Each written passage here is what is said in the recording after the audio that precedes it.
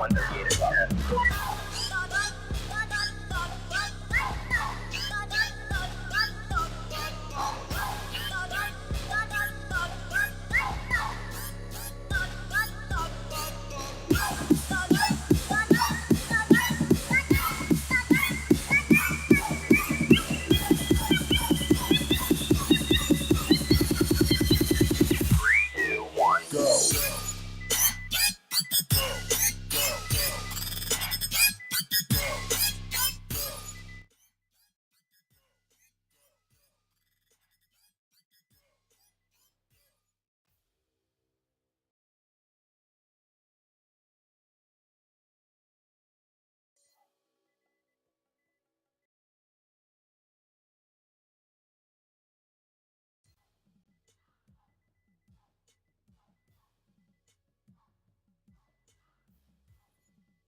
But some have a secret chapter.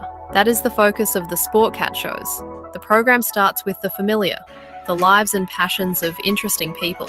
Then it ventures off the beaten path, exploring cryptid encounters and supernatural events that linger just beneath the surface of reality. And when you return to the real world, Sportcat Daily Gazette is there with your global news and weather, serving up the day's events with a sharp, humorous edge that actively rejects the culture of fear. That's right. It's a Sportcat. Glenn, Sportcat Jackson.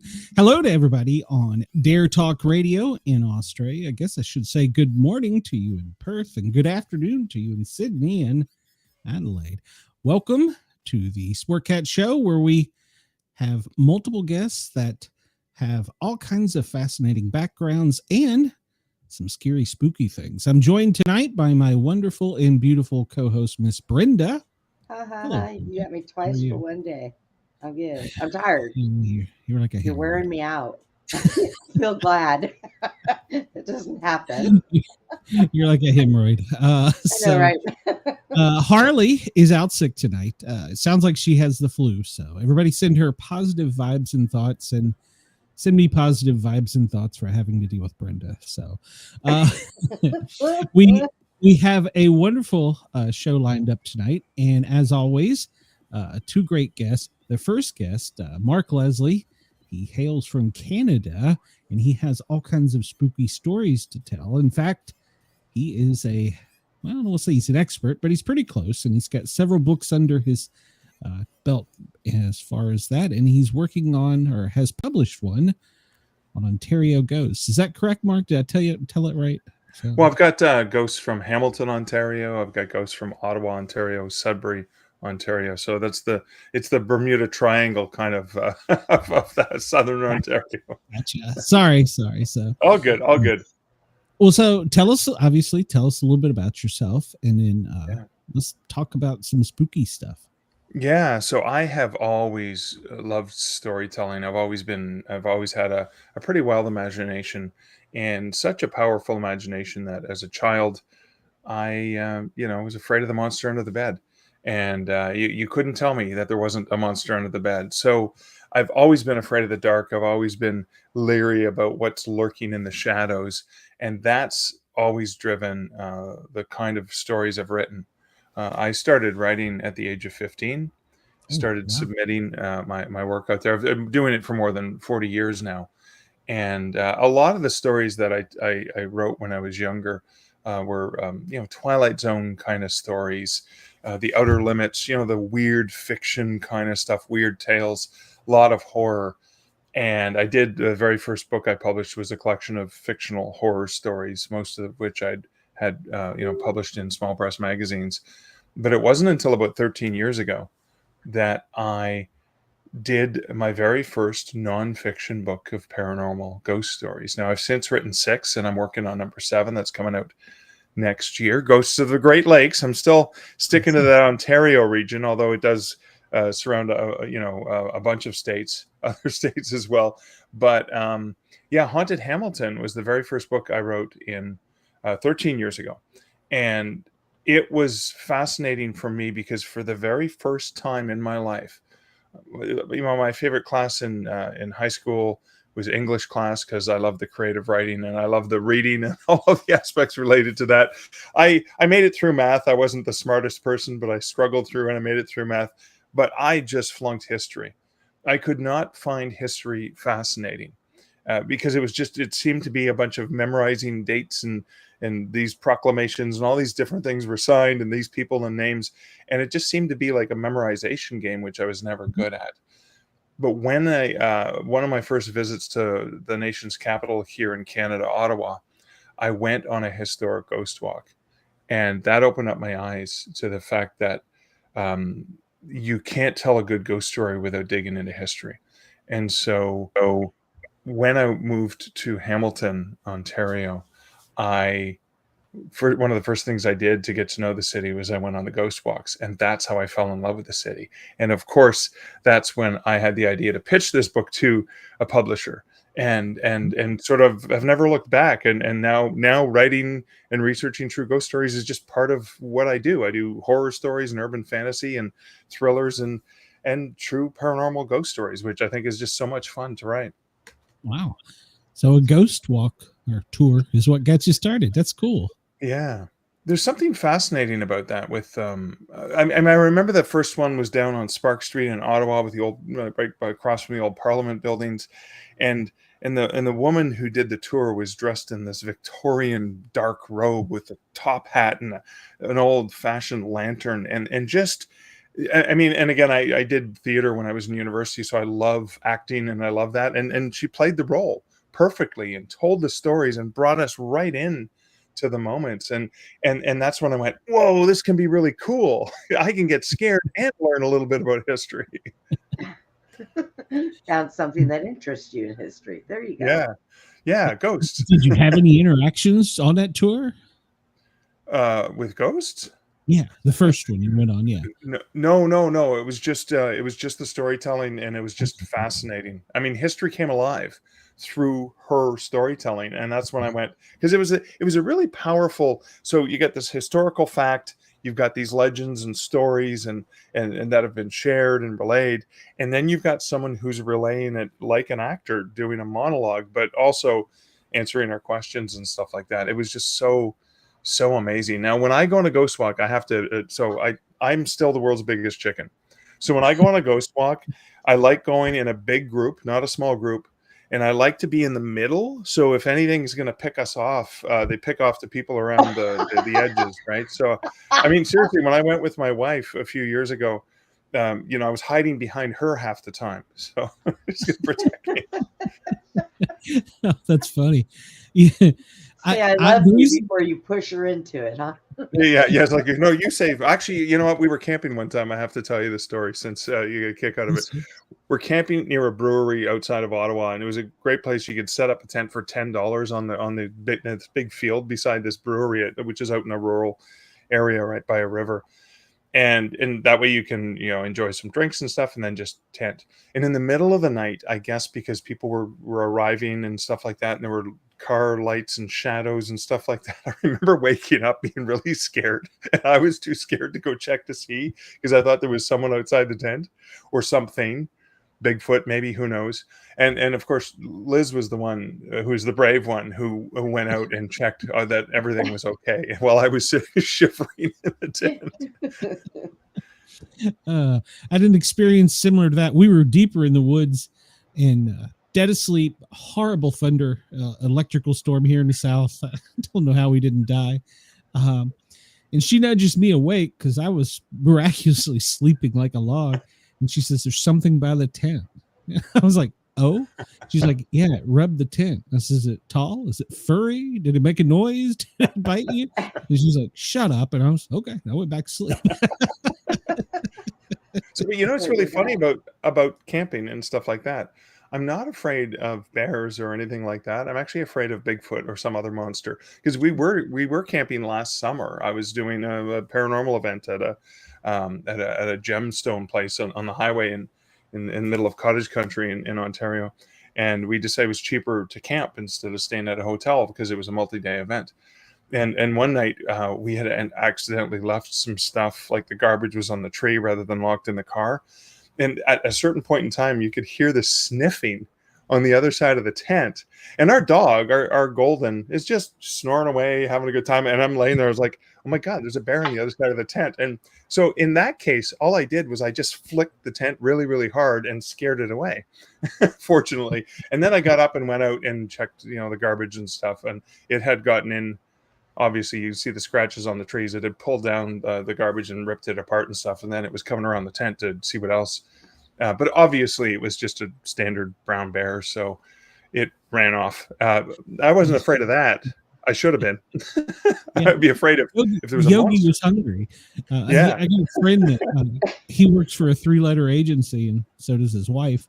And they were out camping when they were much younger, and they were dead asleep. And he said he woke up and there was something poking between him and his wife. And his first reaction, because of his training, was he punched it. He punched a bear in the nose. Oh my God. Made it scream and run. And afterwards he's like, what the hell did I just do? But that was his first instinct when you said that. But again, and obviously he survived. Yeah.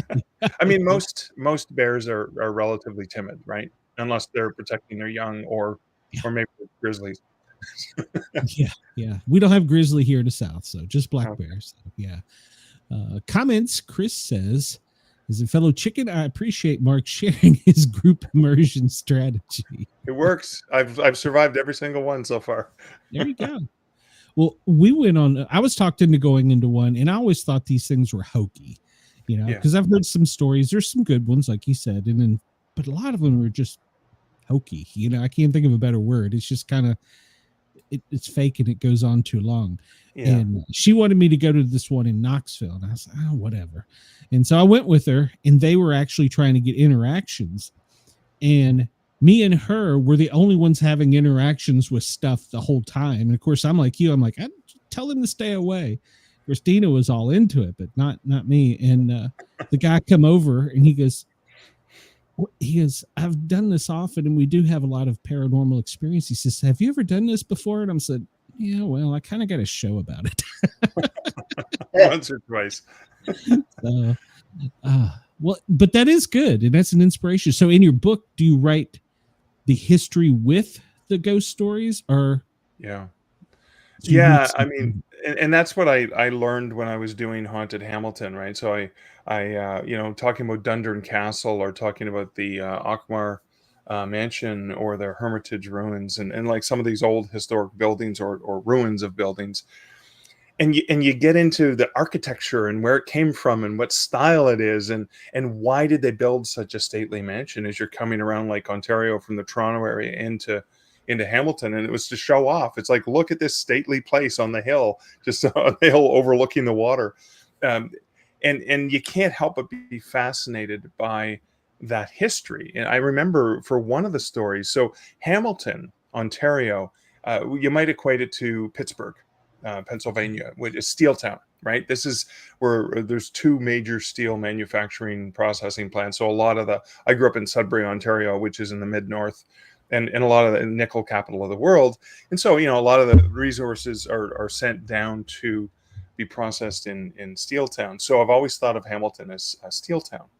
But when I was doing the research on one of the buildings, the Whitehorn mansion, which the customs house, it was the customs house, and then it had a fire, and then it was this thing, and it was that thing, and I learned how many different things it had been over the years.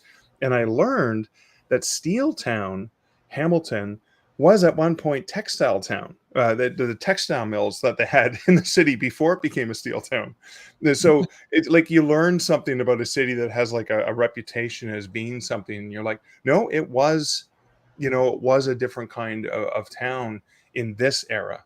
And that's what this building was used for. And you see that the building has been, now it's an arts and culture center because it's a heritage building. And there's a lot of community events that take place in it. But, you've got all of these activities that continually change as the building's usage changes over time. But it's almost like when you think, when you look at a tree and you're looking at the stump and you see the rings in the different times and the eras. It's just so fascinating. Yeah, well, it makes sense. The city has its own ghosts, so to speak. So Yeah, exactly. And one of the patterns, and I'm sure you've noticed this, is that almost every city, almost every locale, there's some common types of ghosts. Like the White Lady tends to be a popular one. So that was one of the ones when I was putting Haunted Hamilton together. And this was the custom house as well. There's even a poem from Alexander Wingfield, Alexander Hamilton Wingfield, that was written in 1873 that talks about the White Lady ghost. And I love the fact that there was a certain era in history where there were even articles, there were columns in the newspaper dedicated to sharing ghost stories. Why don't we do that anymore? Agreed. They tell you you're nuts now. Yeah. So. That's true. They sure do. Yeah, I mean, it's true. They really do. And I agree. I wish there had. And when you're saying that, I remember my son moved to Vermont. There's a covered bridge, and there's a White Lady ghost story about going through the bridge at midnight on a Friday, or I don't know the whole story, but Yeah. Yeah, you're right. So, and every town does have specific ones.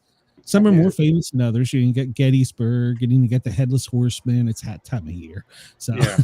Well, of course, And yeah. any town that has a bridge, I think I've heard that Lady in White story. Even here, there's a long bridge that I used to live off of, and everybody used to say, "Oh, if you go there by there a certain time of night, you'll see this woman standing out there." And I'm like, dude, I've been seeing people like that since I was 5. I ain't never seen no woman standing on that bridge in a dress. Get out of town. she's lost. She's lost. Put her thumb out. What do you think that is? Do you think it's just folklore and it happened once and somebody ran with it, or have you actually felt the presence of some of these things? It's really fascinating because I also, as somebody who loves to research this and relay these stories in books, I've noticed patterns and trends in different eras as well, based on popular culture. And and what I try to do is I try to report what I've heard, the documentation, the articles, the interviews with people or whatever, document what I've heard, and then I look for a plausible explanation, like based on physics or the science that we understand. At least there's a lot about the world we still don't understand and can't comprehend, right? But whenever I'll give you a perfect example of that in a second, but because if I'm able to share a tale and then say, well, yeah, but it may be this.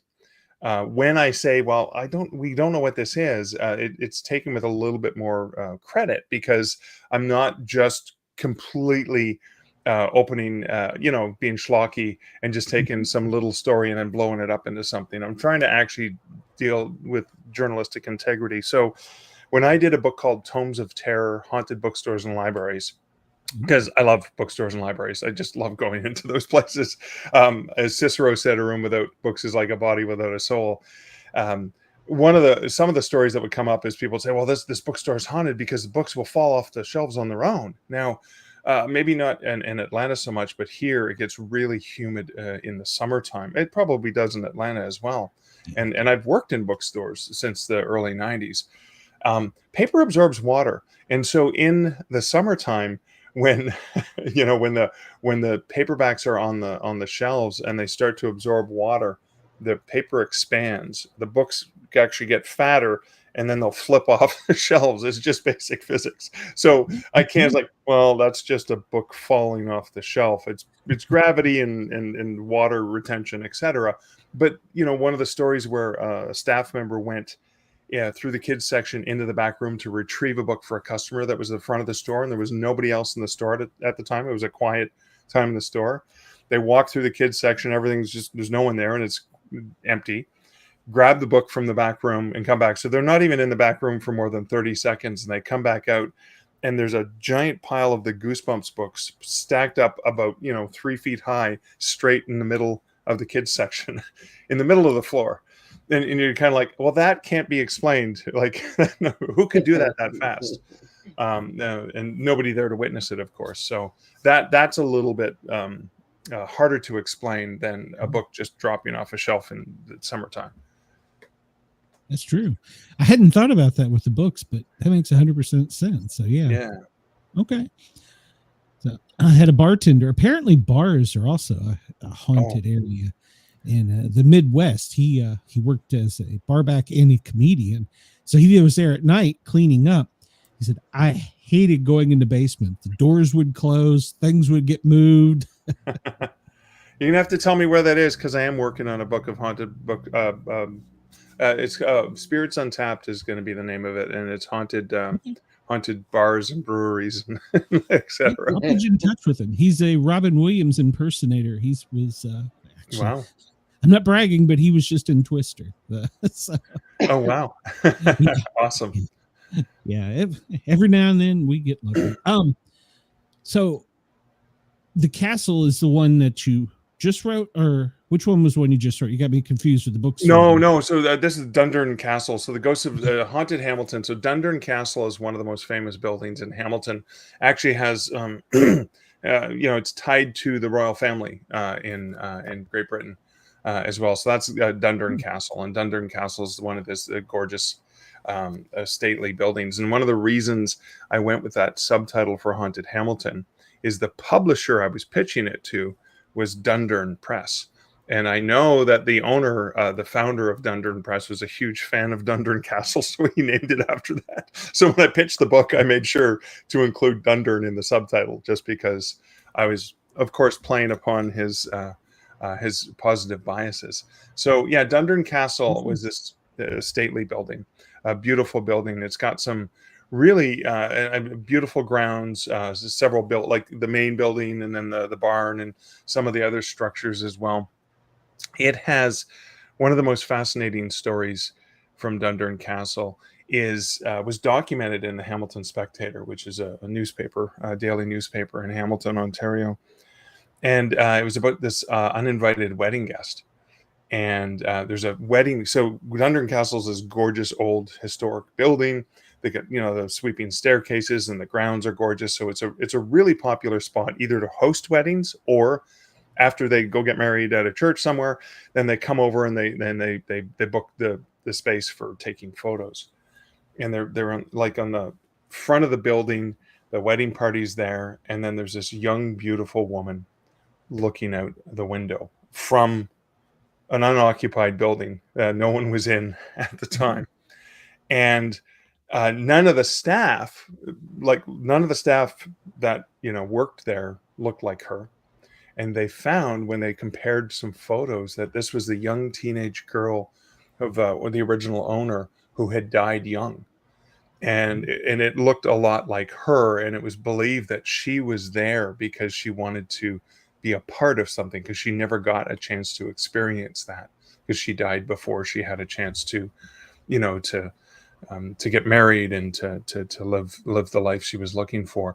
And it was so fascinating and this was a more modern, right? This was like in the 80s as well. So it wasn't like 1892. They're going to write about ghosts in every second page of the newspaper. It's kind of like, this is a modern newspaper that doesn't really talk about stuff like that. And it was in a popular column of somebody who covered Street Beat, covered just different interesting human interest stories. And I love that the human interest story was about Sylvie, was about this young woman. And it was, again, it was a touching story. No one was creeped out. I mean, yes, like where did she come from? But it wasn't a scary thing. And I think that's the other thing about ghost stories, is sometimes when you dig into the story, can be really beautiful. It can be really touching too. It's a connection with something most of us don't get to experience.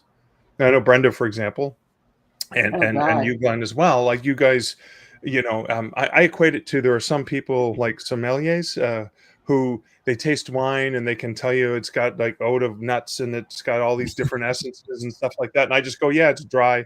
It's yummy, it's sweet, whatever. Right? And I think the same thing is, most people walk around, have no clue that there's other things going on that interact with our world. And some people can see them and taste them. And you're so stuck like this.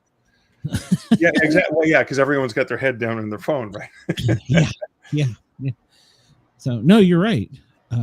I do more time out in the woods, whereas Brenda experiences the creepy, crawly indoor stuff. Yeah. And I can hear all the stories about stuff going on outside, and I'm be like, yeah, maybe. And then occasionally you hear something or you have something happen and you're like, okay, I can't explain that one. Yeah. So yeah, it's and speaking, I live not in Metro Atlanta, but just outside. There's things that goes on in the suburbs people don't even realize. I mean, as far as things outside, aside from your raccoons and bobcats and stuff like that. So I don't think that whatever it is, I don't know what it is. I don't think it knows the same bounds that we do. So so same with ghosts. For sure. They don't know bounds. You have to give them to them because they can get out of control. Yeah, very fast. I would think so. Yeah, I mean, so I always have a hard time with ghosts because I grew up in a haunted house. So, like you, I am very scared of anything like that. And I always have a hard time trying to figure out why is X here? Why is X there? I mean, some things you can figure out, like Gettysburg battlefield and hospitals and stuff like that. Yeah. But some places have a great history, and you don't know why. Yeah. Oh, for sure. So, I think one of the other things I was talking earlier about some of the pop culture legends. So one of the stories I encountered when I was researching for Haunted Hamilton, these legends of it was called Murder Mansion. It was a beautiful mansion on Hamilton. So they call it Hamilton Mountain, even though it's not very mountainous. It's like the Niagara Escarpment. So it's still tall, but not mountain. So people from the Rockies come to Hamilton and laugh. But it was on Hamilton Mountain, a beautiful house looked out over the estate. And as the story goes, the man who lived in the house got up in the middle of the night, went out to the shed, grabbed an axe, and then he butchered his family. Oh. And then he went up to the widow's walk on the third floor and he hung himself, like a view overlooking the city. And the stories of the house where that people would walk by, even someone I knew who grew up in Hamilton, she said that when they were walking to school, they would just in the middle of the day cross the street. They would not want to walk in front of that house because it had these stories about it. And at night, sometimes the moon is right, you could see this woman running, screaming, like this ghost of this woman running, screaming through the upstairs as someone was chasing her. And as the legend goes, the next family that moved into that house, the teenage son, found the axe in the shed and butchered his family and hung himself on the widow's walk. And so these are the stories I've heard. So I capture the stories, I put them down. Now I go to do the research to see, okay, can I find this? So even investigating by calling the police often will have me on there. They're like, oh, it's him again. But like looking into did any sort of murders happen in the city or in the neighborhood with an axe in this time frame? And there were no recordings. And then when I started thinking about it logically, is if there was an axe murder that happened and somebody committed suicide, the axe would probably be in the property of evidence or somewhere locked away. They wouldn't just leave the murder weapon at the house for the next family to find. So, but as I was digging into where the stories came from, they came out in the 70s, in the late 70s, I believe it was, just around the time that The Shining was very popular. And then Jack Torrance and the axe and chasing his family and stuff. Do you know what I mean? So, and I've noticed patterns like this in some stories. Now, so what I did for the book was, it was fascinating because I wrote several pages explaining how I don't think this is real. These are the legends. Here's what we know. They're kind of cool. People have some great stories, but here's what I found out. And I sort of said, I don't think this is real. And my editor said, you can't do that. It's like, these people bought the book. They want a suspension of disbelief. So my editor, he made me cut it down to about a couple paragraphs. I just said, well, I can't find anything to back up these stories. It's still a cool tale, huh?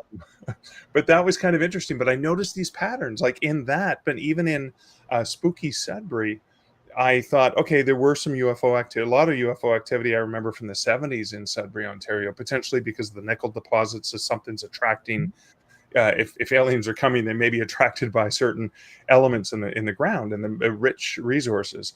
So I thought, okay, we'll have a chapter on UFOs. And when I started doing the research, I had 4 chapters on UFOs. I had the 50s, the 60s, the 70s, and then the 80s and beyond. And one of the patterns I noticed of the type of UFO stories and the type of extraterrestrial creatures that people, eyewitnesses, talked about were aligned with things that were popular. Close Encounters of the Third Kind. So the ships were very similar to the, the visions. And then ET. It was interesting to see how the aliens matched aliens from popular culture as well. So some, and again, I'm not saying that people are making it up. I'm just saying that we're heavily influenced by other things that we understand and have seen. And so when we see something that's unfamiliar, we ascribe certain elements to it. And I think that's part of how pop culture affects how we interpret things too. Mm-hmm. Wait till 20 years from now when they talk about the UFOs over New Jersey and New York. Yeah, that was so popular last year. It's not anymore, but yeah, supposedly that was some drone they were testing. They were testing, yeah. Have you heard of the God helmet?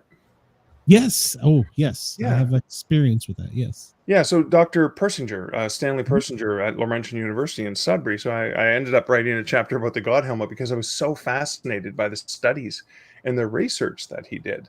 And again, when you're in that sensory deprivation, when you're in those conditions, it kind of alludes to, if you're somebody who is very spiritual and believes in angels and demons and stuff like that, you sense either a demon or an angel presence. Sometimes, if you're more inclined to be someone who believes in UFOs, sometimes you believe that it's, it's an alien that's standing over you. And it also, when you look at research going back to, especially the East Coast of Canada and the US, the stories, the legends of the old hag, that people would wake up and feel like this hag pushing down on your chest and stuff like that. But it's related to a natural phenomenon that happens to us when we sleep, or at least that's what we've explained it as. Yeah. is something because you wake up with sleep paralysis, which that's what your body does to protect itself. And I'm always fascinated to see how these are interconnected. I've always been fascinated that sometimes in sleep, sometimes do we actually have the ability and the senses to see and feel things that we can't when we're awake, right? Like we're actually more open to be able to understand things in that mode. I agree. Just a short experience with me. We had been out 4-wheeling. We were deep in the woods, North Carolina, I think. We were at the Georgia-North Carolina border, somewhere up there, well away from everybody. We drove hours without seeing anybody. And sleep paralysis. My tent lit up like somebody turned a light on, like it's lit in here, and I could see everything in the tent, and I could hear something outside the tent. And I was trying to scream. My buddy was a retired FBI agent, so he was hyper vigilant. And he said all he heard from me was like, oh, because I was trying to scream. And by the time he rolled out of his tent and, was pointing at my tent with a gun, good to know. I was waking up through the side of the tent. A frog with a helmet, like a crown, popped through the side of my tent, looked at me, bright light went away and faded up into the top of the tent, and I was wide awake. I did not go back out in the woods for 2.5 years. I did not go camping for 2.5 years. Giant frogs with crowns. I don't know to this day what it was, and it scared the hell out of my buddy because all he thought it was something, a bear or something was getting me by all he heard. Hey, when I lived in Arizona, about 4:30 in the morning, my ex-husband and I were driving from this little town, Topak, back into Bullhead, and we're driving down the road, and the headlights shine, and we look, and I'm looking, and I said, "What is that?" He said, "It looks like a 6-foot tall frog." And it was going towards the slough, and it was on 2 feet walking. Now, I thought, okay, because I'm one of those, I'll try to figure something out and make it make sense. You wouldn't be in scuba diving gear, first of all, going into a slough. There's too many woods and all this other stuff, trees. And I looked at him and he said, I am not going to tell anybody we've seen that. And I said, yeah, that might be a wise decision right now. But yeah, looked like a 6-foot tall frog walking across the road. Wow. And we just kind of looked at, because at first I was like, do you see that? Am I just, is it too early in the morning for me? He said, no, it looks like a frog. And you're right. People would think you're crazy. They put you in a nut house. They'd be like, were you drinking? No. Chris says in the chat, with Atlas, 31 I Atlas being predominantly nickel and not iron, as comets are, your nickel attraction theory could be true, which is... And most of the nickel deposits came from an extraterrestrial object that struck the Earth millions of years ago, right? The Sudbury Basin is a giant meteorite crater. Well, there's one hiding behind the sun that we have no idea what it is. So I have been following the stories on that, and some of them are so crazy. I just love hearing, like I love hearing the tales like you have, but I love hearing, like, one person posted something on TikTok, and it got like 40,000 views in an hour, and it went from there, and then it started being factual, showing up in other things. I'm like, that's not true. Yeah. So, like you said, one tale starts and then it goes. Yeah. And you're talking about the woman in the South. We have Spearfinger, which is the same thing you were just talking about. You wake up and the hag is over your face. Yeah, she's a Cherokee lore. So it's every area has almost every culture has some stories like that, which is, I just find so fascinating. I mean, and that's the other thing about ghosts and the afterlife. And almost any culture throughout history and time has some sort of tales about the afterlife and spiritual entities and so. I mean, it's just, I always find it really fascinating when you dig into the history of ghosts and the history of ghost stories as well. And I guess, I mean, I'm of the mind, like I am very much of there are more things in heaven and earth than are dreamt of in your philosophies, Horatio kind of thing. It's like, we can't explain. We just, we didn't understand certain things about science, even 70 years ago. So there's way more in the universe we just barely understand. And again, because I'm doing a book of ghost stories of the Great Lakes, I mean, think about the depths of the lakes. Lake Superior is an example of the deepest, most volume. Like there's hidden things there that we don't, it's like, never mind the oceans. There's so much on our own planet, even in the biological, physical realm that we don't understand. There's got to be a lot more. In dimensions we can't comprehend or can't really appreciate because we just can't see it. I had someone explain the concept of a tesseract to me, which is, like that you take a 3-dimensional, like a box, and you fold it out as 2 dimensions, and then when you fold it up, it becomes a box. But then what if you take that box and do the same thing with it that you did with the layout, and you fold it into the 4th dimension, which we can't comprehend? It's beyond our ability for most of us anyways. Yeah. And so with the research on the Great Lakes, you finding like monsters or? Well, I mean, there's monsters, there's unexplainable disappearances, there's all kinds of different things. But what fascinates me the most is the unknown. So much of like these inland oceans, which is kind of what they are.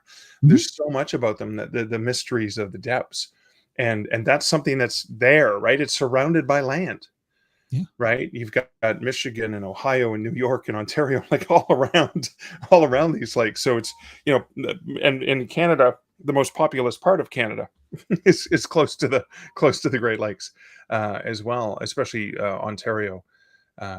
Lake Ontario, at least. And so I'm always fascinated by how we're drawn to the unknown. We're drawn to the depths. We're drawn to the things we can't properly understand, perhaps because we're trying so hard. Yeah.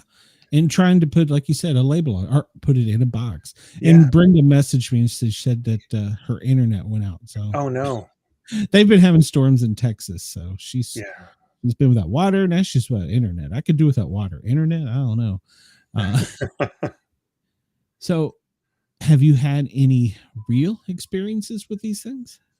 Yeah. So interestingly enough, so I used to jokingly say in interviews, "Oh, I have never had a paranormal experience. Thank God, because I'd probably have a heart attack and faint, or have to change my underwear, or whatever it is." And joking about that. I know my wife Liz and I, when I was researching Creepy Capital, there's a hostel in a youth hostel in Ottawa that was the old Carleton jail, and it's one of the allegedly the most haunted buildings in Canada.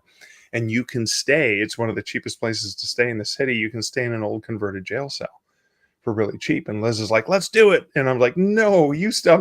You insane? I'll be at the Novotel across the street, with all the lights on." Um, so she's always she's not a believer. I'm the one, the true believer, and I'm scared of everything. And she's the brave one because she's like, "Come on, don't be ridiculous." So when I had just released, I co-authored a book called Haunted Hospitals with Rhonda Parrish. So it was like 33% Canadian stories, 33% American, 33% rest of the world. And I was going to a writers conference in Orlando, and Liz works in education, so she's off in the summer. And so we decided it would be fun to drive to Orlando because we could take our time, and we were beer fans, big craft beer nerds.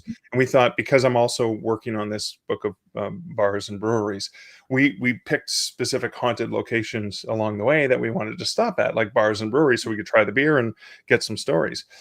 On the way back, Haunted Hospitals had just come out, and Rhonda and I split. Like when I co-author, I split the research, so we like divided up and say, "Okay, you're going to do these stories, I'm going to do these stories," and we ended up coming back. So we took 4 or 5 days to get down to Orlando. When the conference was over, we're like, "Okay, we're going to do it in 2 days," like 14-hour drive days. But the first day we looked at, there was the Trans-Allegheny Lunatic Asylum in Weston, West Virginia. And that was one of the chapters that Rhonda had written about. So I had only just proofread the chapter.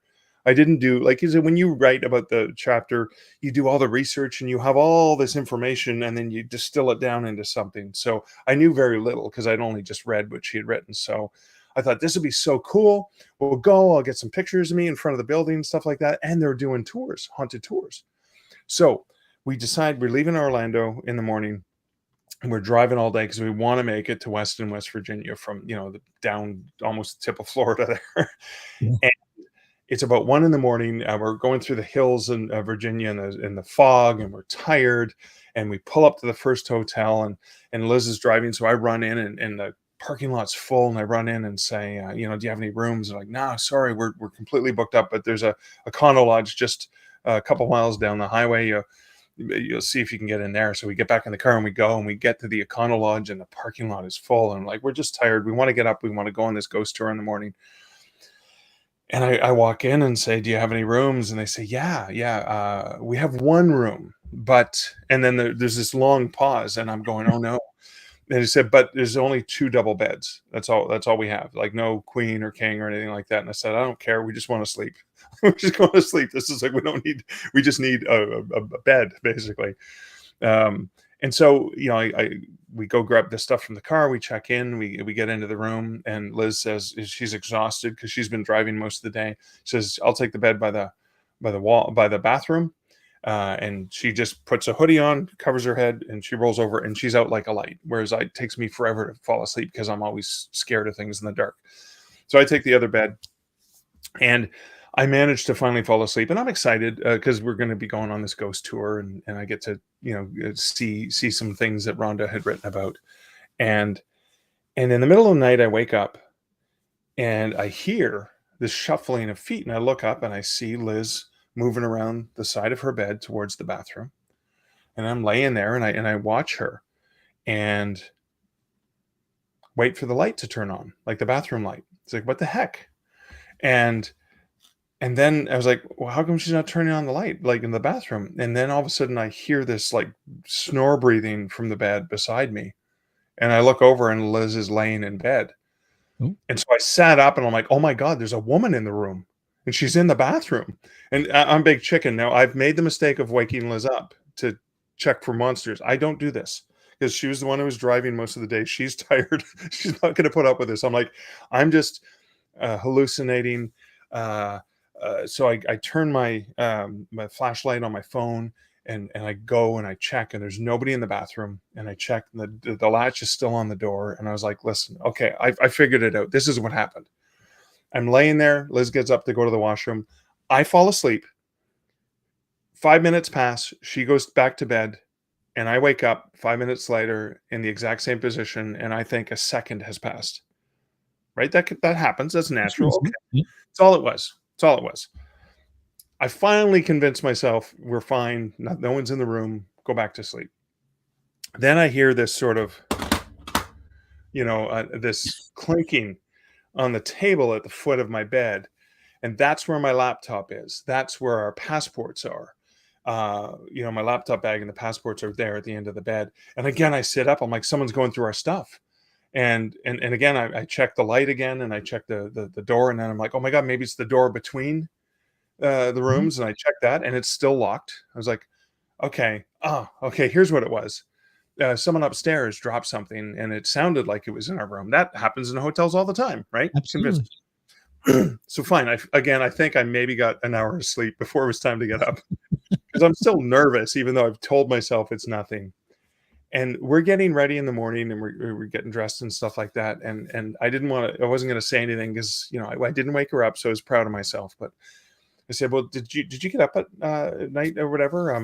And she's like, no, I didn't get up once. I'm like, no, you got up and went to the washroom. And she's like, no. I was like, I never got out of bed once last night. I honest.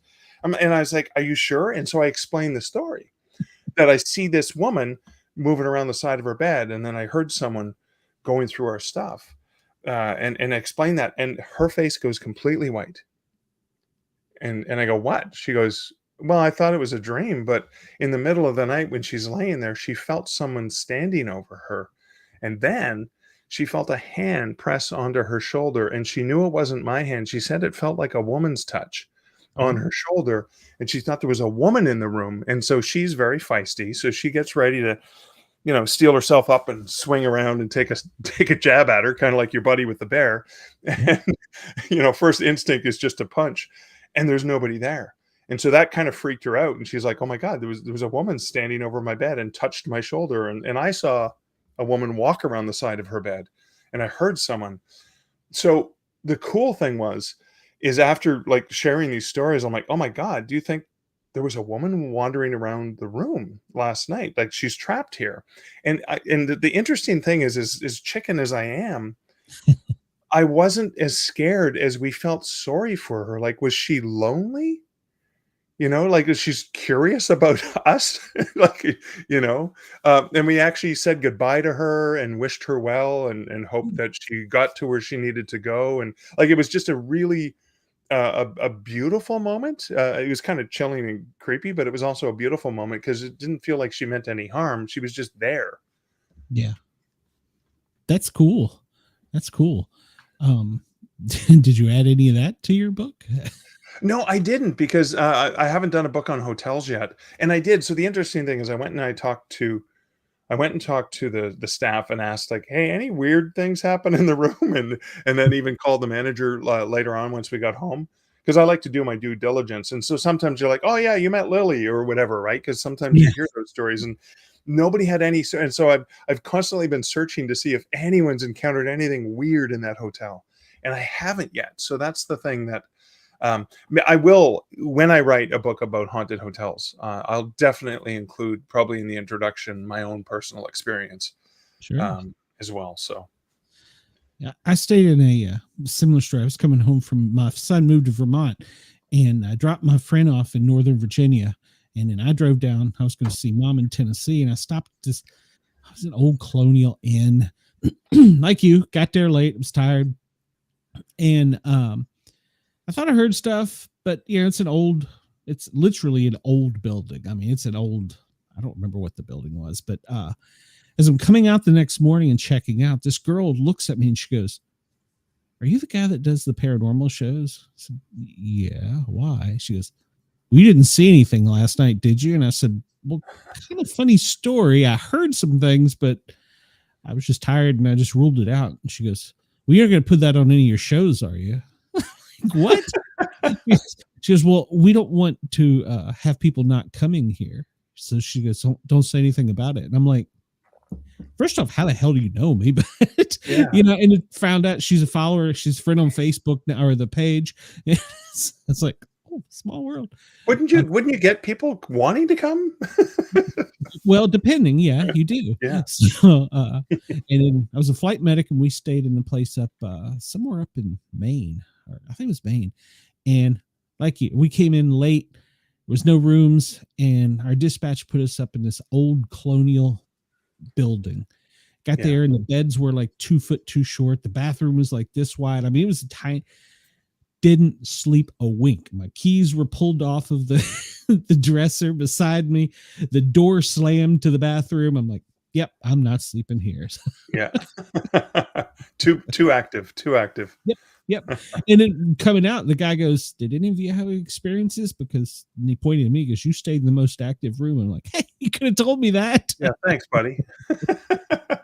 have the person who can't see things, who isn't in touch, have them stay in this room. You're not getting a good Yelp review. So let me catch up with comments here. Chris says he lives a few miles from the southernmost shore of Lake Michigan. Oh, there you go. And he says, I would like to read a book written about debates between Scared Mark and Tired Logical Mark. Oh, I like Tired Logical Mark. He's not nearly as scared. He's just get down to business now. Well, what do you carry for ghosts? They're there. Yeah. Well, what do you believe these things are, real quick? Just after all your research, and what are your thoughts? I think they're more than one thing, actually. I think some ghosts are the spirits of the departed who haven't left. Haven't left this mortal plane, maybe because there's unfinished business, or maybe they're confused, right? I think Brenda had mentioned earlier, people just walking into a room saying, am I dead? Yep. Yeah, you're dead. That might have been before we went on air. My apologies if you're like, I don't remember her saying that. But I also believe that in some cases, things can happen that can be so powerful, like impressions in time and space, that the emotions can be so powerful. I actually believe people can leave their spirits behind even while they're still walking around alive. I've even written fictional horror stories about the concept that something so traumatic happens that we've left an impression in space and time, like on a cathode ray tube, and that's still there. So even though the person may not have died in that place, something really deeply, profoundly emotional and powerful happened. And especially sensitive people can pick up on that and go, something happened here. It didn't have to be a murder. It didn't have to be a death. So I believe ghosts can actually be spirits of the departed, but they can also be spirits of the still living, leaving pieces of yourself behind, like, your heart in San Francisco and all that. Yeah, no, I buy that. And with the sort of trapped in time theory, like dark, heavy places like Gettysburg, I believe have just that kind of impression, residual energy, bad energy. So I agree with that. Well, think about like the battlefields in Normandy. I know even in southern Ontario, just on the outskirts of Hamilton, is the Stony Creek battlefield, the War of 1812. A lot of soldiers died on that battlefield, and they're still heard and seen sometimes at the right time of day, like these weird, figures in the mist, and the sound of old cannons firing. You're like, where's that coming from? Mm-hmm. Yeah, no, I agree with you.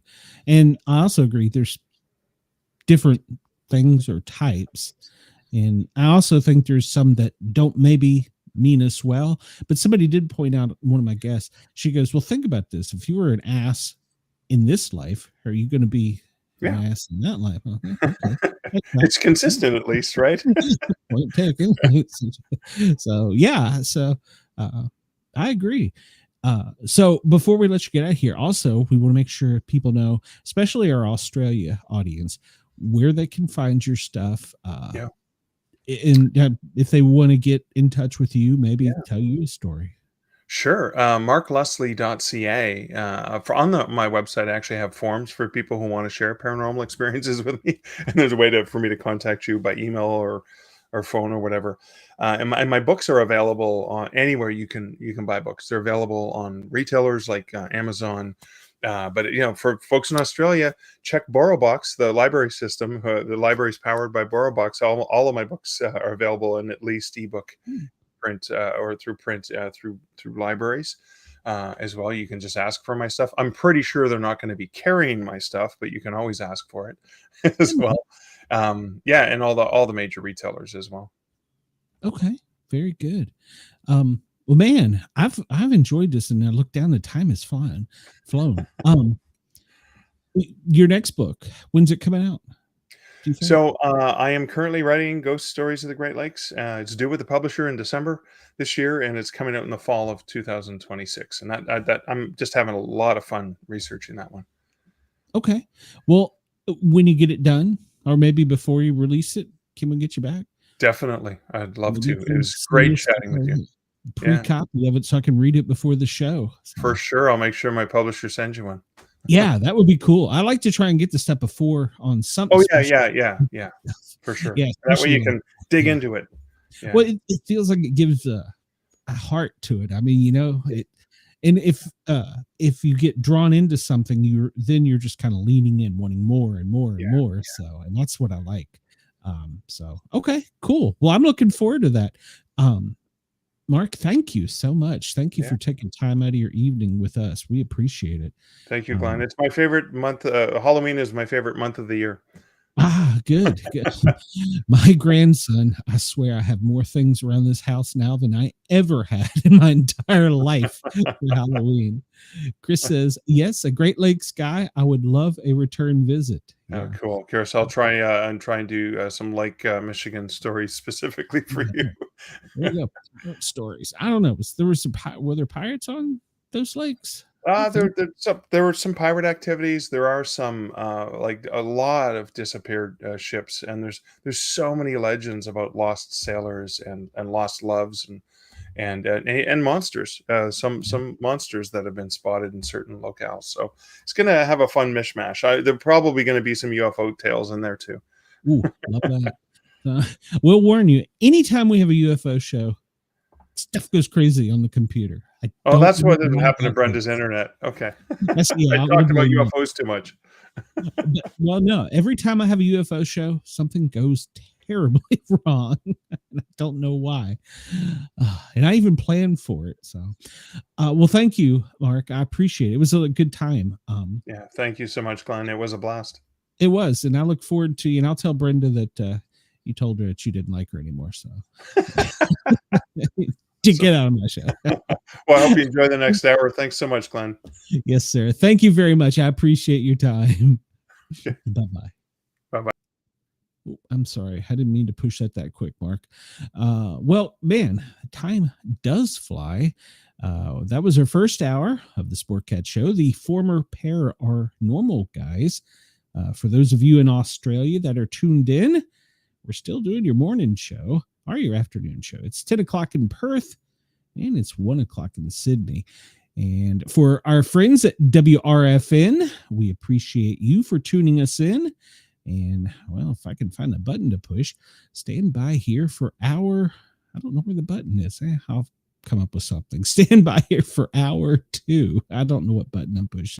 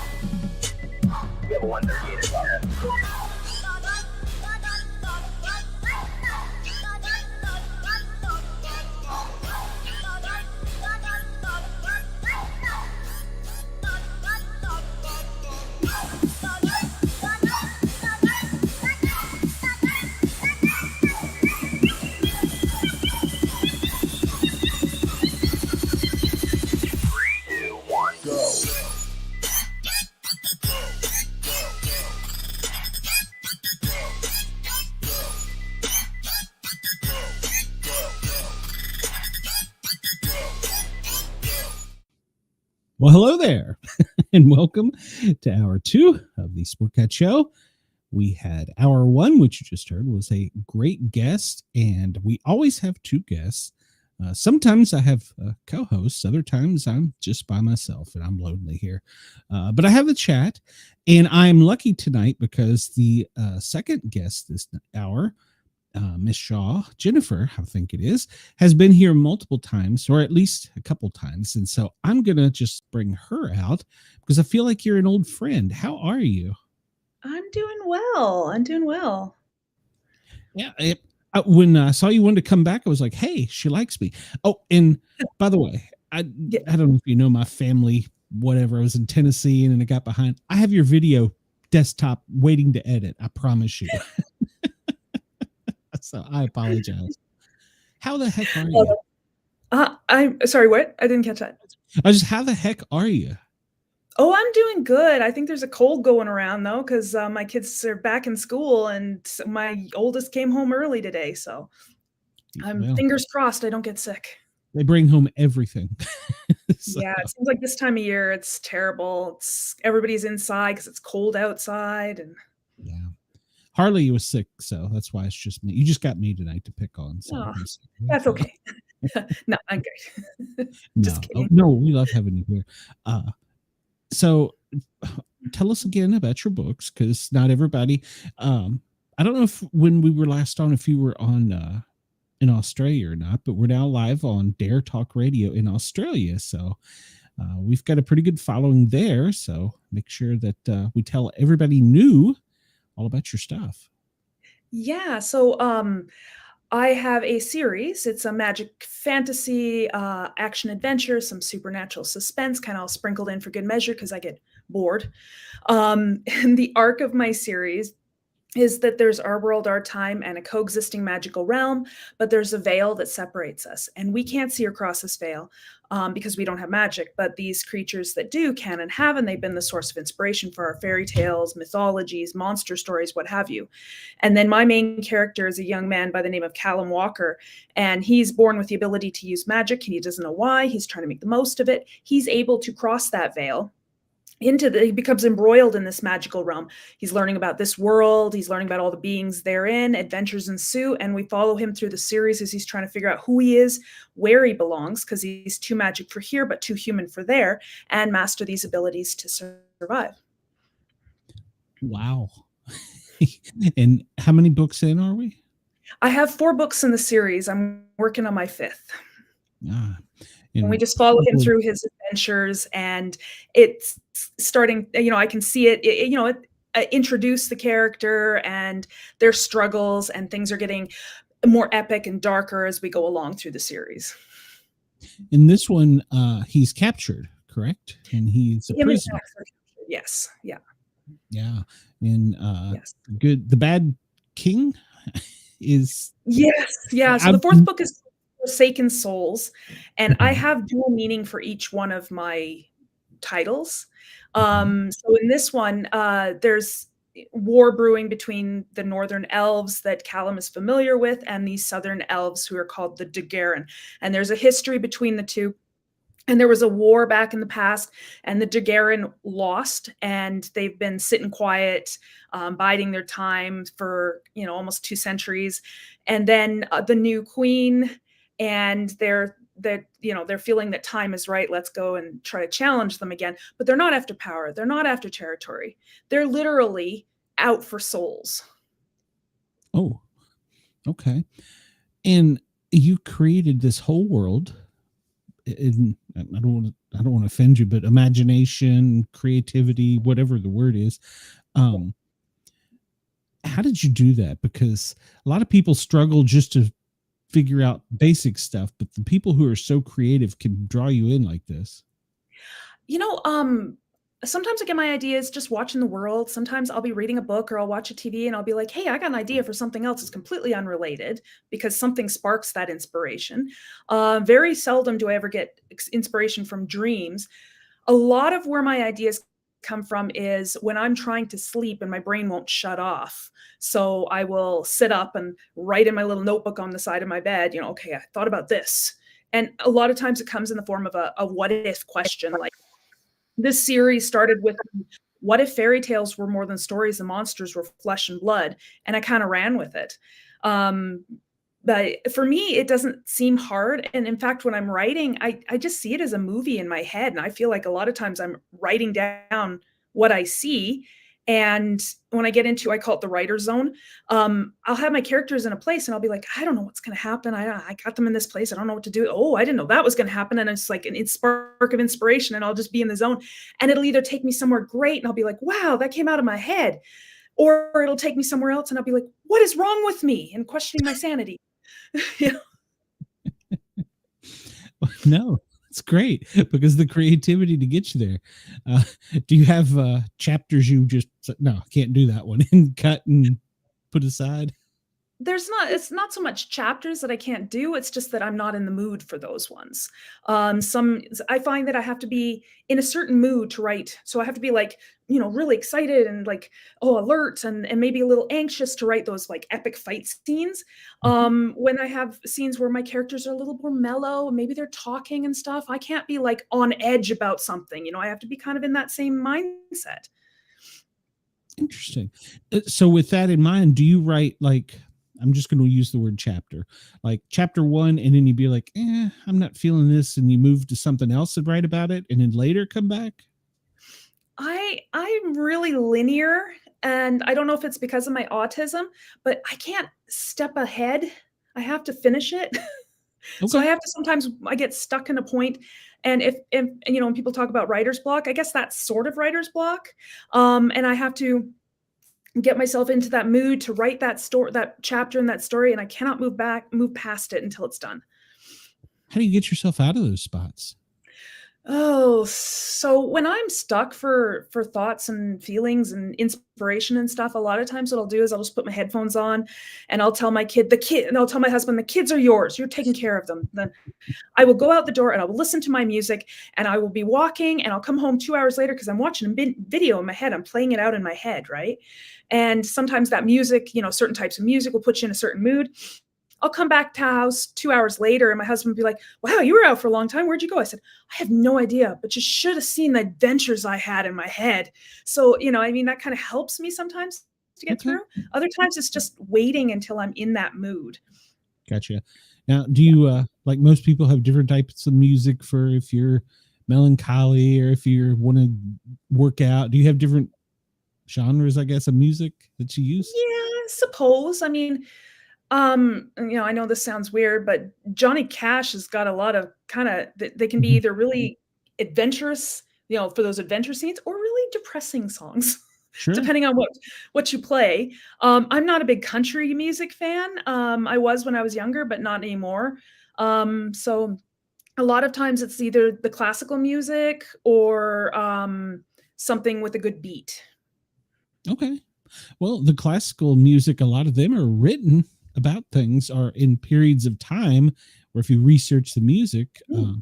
those of us who had music class, you learn those things. So yeah, Yeah, yeah. yeah. And the EDM, or I guess that's what it's called. It's music where it's all electronic. There may be a voice, but there's not like a lot of singing. I love Mm. those to get me pepped up. So Yeah, yeah. I know I play sometimes just white noise, or mhm, today I had my son home, and he was watching YouTube, so he had the TV playing. He wasn't feeling good, so I'm sitting there in the bonus room with him, and I was like, I'm not really watching it, but that background noise is helping me. So I don't know what he was watching. It was something about Minecraft. So yeah, go at the figure. age. Yeah, the age. So do you write every day, or do you force yourself? Is it come natural, or? I feel like, yeah, I try to write every day. And if I'm not writing, I'm thinking about writing, and I'm feeling guilty for not writing. But then when I'm writing, I feel guilty about not spending time with my family. So it's kind of a, tug of war. Um, Understood. yes, I treat writing as my self-care, my therapy, because it's my escape. It's my, Mhm. escape from the chaos of things. So for me, it is important. So I have to block off my times. Okay. Do you ever find that it's hard to just like, I don't know, you get distracted by something, then something else you get distracted. Do you ever find it's just hard to sit down and focus on the task of writing? Sometimes, and you know what the most distracting things is? It doesn't seem to matter when in the day that I write. As soon as I sit down, I'm getting text messages, email bings, phone calls, somebody's knocking at the door. It never fails. I could be busy or I could be watching TV for hours and nobody contacts me or emails me or knocks at the door. And as soon as I sit down to write, I've got 3 emails, 2 texts, 1 phone call, and somebody's delivering a package. I don't know what it is, like it's radar or something. It's drawn to it. You were talking about that. When you're doing it, you're thinking about, or not doing it, you're thinking about doing it. And when you're doing it, you're thinking, "Gosh, I need to be doing these." And it's the same with me in these shows. I feel that, especially my dog is giving me side eye here lately. She's like, "We're not walking. We're not doing like we're supposed to. What the hell's wrong with you? Get up, move." So yeah, I get that. And I'm trying to write a book too, but I can't. I'm stuck, and I can't figure out how to get unstuck. And a lot of times when I'm talking to authors, I love talking to authors because I get ideas from things that may get me out of that. And Yeah. so, I don't know what it is right now. So, but I have jumped from like different time to different time. So I'm trying to tie things together. I think maybe I brought that one on myself. Well, I find that sometimes because I've been in those ruts where I can't. I'm working on a story and I'm just like, I am just stuck with this. And I either can't move forward or I just don't feel that this is a good story or I just didn't want to do it. And if I cannot go off in a different direction, sometimes I've got scenes rattling around in my head and I don't have a story yet for them, but I want to write them. They're just speaking to me, So I have this Word document where it's just scenes.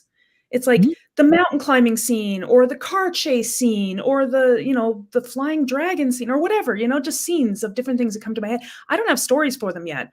But for me, when I am really stuck in those situations, finding out because it's usually a combination of like, I'm either tired, sick, or really, really stressed. And if I can find out what it is that's causing the writer's block, and if I can resolve that, then I usually am able to get back to writing. So it might be something that's bothering you that you don't even realize is. So it might be time to step back and just analyze.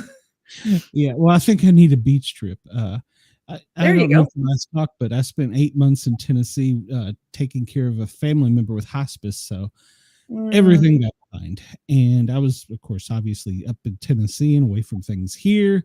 I was still Yep. doing the shows and stuff, pissing my mom off because I was doing it. But I was still doing my thing. But it's a different world. Yeah. Chris Yeah. I know says, life is crazy. I wish we could just sometimes I really wish, yeah, I really wish that I could just pause life sometimes. Can you imagine how much yes, I could get done if I could just pause life and go and yes, do all the things I needed to get done? yes. And, I always, yeah. Or if Chris says, by the way, for the radio listeners, your dog is as shocked as I am that you're an EDM guy. Well, tune into my show tomorrow on Thin Line Rock Station, and you will hear some Skrillex. EDM for me means Edmonton. Oh, that's okay. That's Yeah, so this is short for Edmonton. I was like, "Oh, you're from Edmonton." That's what I thought when I first saw that. I didn't realize, yeah, I was like, that was what clicked into my brain. No, things do have multiple meanings in different places. So yeah, no, you're right. But yeah, electronic dance music, the mood. It just depends on the mood. Exactly, right? Sometimes you just need to get out and try something new, and it'll give you some ideas because you get in the same place, the same every day in, day out. I mean, I'm a mom at home and I don't get out a lot. And my husband and I took our first vacation last year. And, since we got married, so it's been 12 years now. So that was our first vacation in 12 years. He owes you more than just one after 12 Oh, he years. owes me a honeymoon. I don't think babysitting grandma for 2 weeks counts. Ooh, there might be Yeah. some anger issues there. You go. No. I'm just keeping track. Yeah, women do. Yes. Yeah. Where did you go, by the way? Oh, we went to San Francisco area. We went to Napa Valley. We went to Muir Woods. Oh, I love that. That was beautiful. I got to go to Alcatraz. That was really fun. And then we were in San Francisco for a couple days. Cool. Get any inspirations for stuff from your stories while you were there? Yes, Alcatraz was very inspiring. I've heard that. It's very I've heard creepy that. too. Yeah, that's what I was gonna say. I followed up with I've heard it's very creepy as well. Yes. And There was some areas and that I'm just glad they didn't let us go into. I didn't see any of the videos and the documentaries before I went. Otherwise, I might have had a different opinion. I'm kind of glad I didn't because I saw them afterwards and I'm like, why did I go again? did you feel or have any? Yes. Oh yeah, I had there was one, I don't know if I had told you this on the last one, but there was one cell that we went into is an isolation block in D wing. I think it was like D14 or something. And they've had a lot of people have had experiences in there. And so you walk into it, and it's a concrete box basically. And they've got this little area that you stand in front of, and they've got a bar separating you in the front little area from the inner part of the cell. And all the other isolation cells were exactly identical in size, shape, and layout, and they all had their barred gates open so you could go right into the inner part. This one didn't. And I guess this was one of those cells that they said was haunted, and there was experiences and accounts that people had and a prisoner that had died in one of the cells. He was strangled, I think they said, but he was alone, so that was really weird. Yes, but I went in there, and the inner cell, you couldn't go into the inner cell, but I felt really sick and nauseous while I was in there all of a sudden. And you go in there and it's just all of a sudden all the sound out in the hallway, you can't hear any of it. It's just muffled. And I felt like there was somebody in there like watching me, but I couldn't see anybody. And I even snapped a few pictures, and I wouldn't see anything on the pictures and stuff. But as I was leaving, and I stepped across the threshold, I heard something bang against those bars inside the cell. And I could probably have, like, oh, maybe I heard something, but the half a dozen people that were also walking by stopped and looked like, oh, what was that? And so it wasn't just me that heard it. But it was really strange. There was, yeah. I'm glad I didn't stay in there longer. What, sorry? Did your husband experience any of that? No, but he's not very sensitive. So not sensitive to those things. Yeah. No, I knew what you meant. He's a Marine. No, I knew what you meant. So, yeah. No, he didn't go in there though. So he wouldn't have felt anything. Even if he walking by, I don't know. He didn't go into that cell. He didn't really enjoy Alcatraz, I think, as much as I did. I like the layout. I like looking at the old buildings. And we went to one place in Napa Valley. I can't remember the name of it, but it was built and shaped. It was built identical to a castle, like old French castle. And some of the things that were in France were brought over to, so that they were antiques and stuff. And I like that architecture, and just trying to think about like, well, what was it like there then? What would it have been like for people living in that time? And I was thinking the same thing when I was in Alcatraz. Yeah, it's a very dark place. When you went in, do you think that the muffling of the sound was the entity, or do you think it was just the actual barrier distance wise? I don't know, because it was slightly muffled in the other cells, but not like this. Like it was like the whole world, the sound outside disappeared and there was nothing. And I don't know, that was strange. It could have been something. I don't know. It's kind of one of those experiences. It's hard to articulate it. So I'm, Sure. But it gave me some inspiration for things. So Well, have you ever seen anything or? yeah, I've seen things throughout, here and there. I've, like flashes out of the corner of your eye. We had some experiences. I worked in a hospital. I mean, anybody who's ever, like a lot of people die in hospitals, and they're all haunted. Every one of them I've been into, I'm sure they're, every hospital is haunted. And I worked in the X-ray department. I was the only one there. And I saw somebody walking through the window, looking into the X-ray room. And I saw somebody walk by that window. And I'm like, there should be nobody in that room, because that's my X-ray room. I'm not in there. There should be nobody in there. So I went in to look. There was nobody there. I was like, well, who the heck walked by the window? Because the both doors going into that room were locked, and there was just that little wall. That was the only way in or out from, to get in there, unless you had a key. And the doors were closed. They were both locked. Nobody had come in, but I'd seen somebody walk by, and I described to my mom, because she used to work in that department before I did, like before I was born. And I described to her who it was, like what this figure looked like. And she said, "Oh, she knows that person. That was a person she worked with. He ended up dying in a plane crash in that area." And, she says, "That sounds just like him." So, I mean, that was a pretty, I've never been scared when I've had these experiences, because I've had a lot of them now, but, never really been scared. It's just, oh, go away. Don't jump scare kind of thing. Well, sometimes it is freaky though. I mean, seeing things, and then like I was telling the first guest about, you don't instantly connect what's going on with what you're seeing. And there's like almost a delay. And then afterwards, after the event or whatever is over, you're like, wait a minute. That's not possible. So, yeah, it's like, wait, what did I see again? And then you start questioning. It's like, did I really see that? Did that really happen? Or am I like losing my mind? But you're not. I just, honestly, there's so many things out there that we just can't explain. And science can't explain it. And if science can't explain it, a lot of people like to dismiss it. But it doesn't mean it's not true. No. Well, like we were talking about UFOs, hundreds of sightings a year. Well, probably a day. I don't know. Especially here lately after the comet, there's been so many headlines and stuff, that people are seeing things. Is it they want to see it? Did they really see it? And in trying to, and then of course there's so many people like, it was the military, or though that was just a shooting star, or, they just want to blow it off. But if enough people see the same thing, exactly, if there's enough things that you're out there seeing, that, yes, maybe some of them are those, you can't explain some of them away, but there's enough of them, enough things that people are seeing and things that are happening in our world that you can't explain all of them away with, logic. So, if I think, what was it? Sherlock Holmes said, if you can rule out something along those lines, I don't know the exact wording, but if you can rule out all of the things that, if you ruled everything out, whatever is left should, it's the answer, however improbable it is. Yeah. Rule out the knowns. Exactly. It's, well, when it was paramedic treating a patient, that's what you did. You rule out things until you get to sometimes you go, I don't know. Here, we're not going to make it.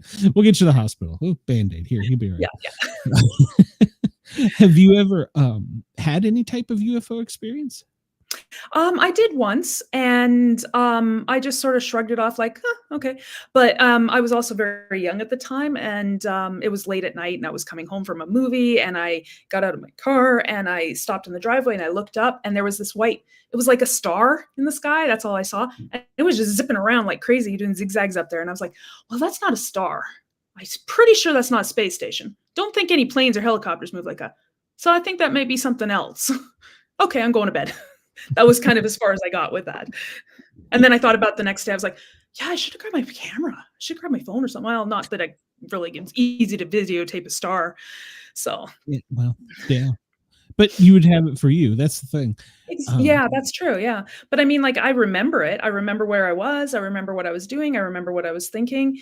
So, I mean, and that's the thing, whether somebody believes me or not, I know what I saw. I know I was there. I know my experiences. Just like I can't verify everybody else's experiences. I don't expect everybody to believe me either.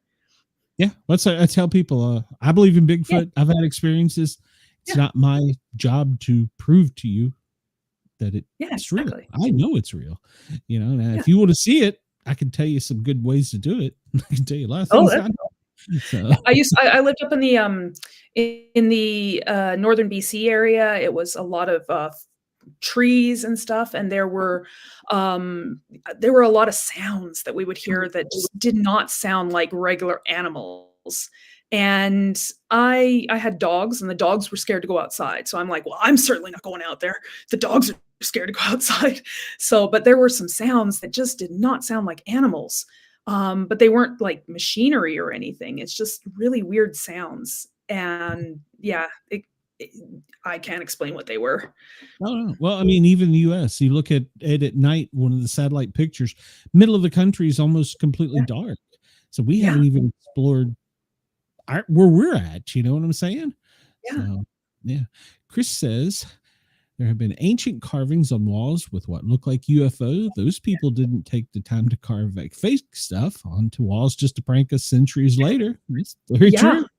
Well, yeah, Yeah. I mean, what they were just recording what they'd seen, and there's, and it's frustrating because there's a lot of people out there, but, "Oh, well, maybe it was the sun or the moon." Well, no, it doesn't look like the sun or the moon, and they were trying to be as accurate as they could in their day and age, so Mhm. I wouldn't be surprised what they did see things, who is it for me to judge? If they drew it and they recorded it, then they probably saw something. Yeah. And these things are all around the world. Yeah, So, absolutely, and I mean, like, that's not a coincidence, mm, You're seeing it you're not just if you see it in one place and you're only seeing, like, evidence of it in one area, then I guess you could say, "Well, it's just a belief, or it's just a tradition, or it's just something in that area," but yes, you're right, it's everywhere, it's all across the globe, it's not just in 1 or 2 countries, it's every country. mhm, mhm. No. And like you said, it's too many to not be Mhm, believable. If that yeah, makes sense. Too yep, many, too many. You can't rule it out because you've seen so many. So, um, mhm. but yeah, I've never had a real UFO experience, so I'm kind of glad. But I've had plenty of others. But Yeah. Well, I mean, I just had that as far as I know I saw ball lightning one time, but I don't think that was a UFO. That was a really strange experience, and, I didn't know what it was at the time, but I found out years later that it was ball lightning that I saw. My mom was with me, and we're driving down this dirt country road, and we have fields on both sides, and we saw this big blue orb thingy just sort of drift across the road and off into the field, and it looked like a ball lightning, a ball of lightning. Um and there was another car coming at us, and I remember I saw this thing and I watched it go, and then my mom says, "What was that?" And I was like, "Okay, so I didn't just see it." It wasn't just me. wasn't just me. I Of saw course, my ball brothers were lightning. back, so because they were just like they were wusses, they fell asleep at the drop of a hat. Darn them.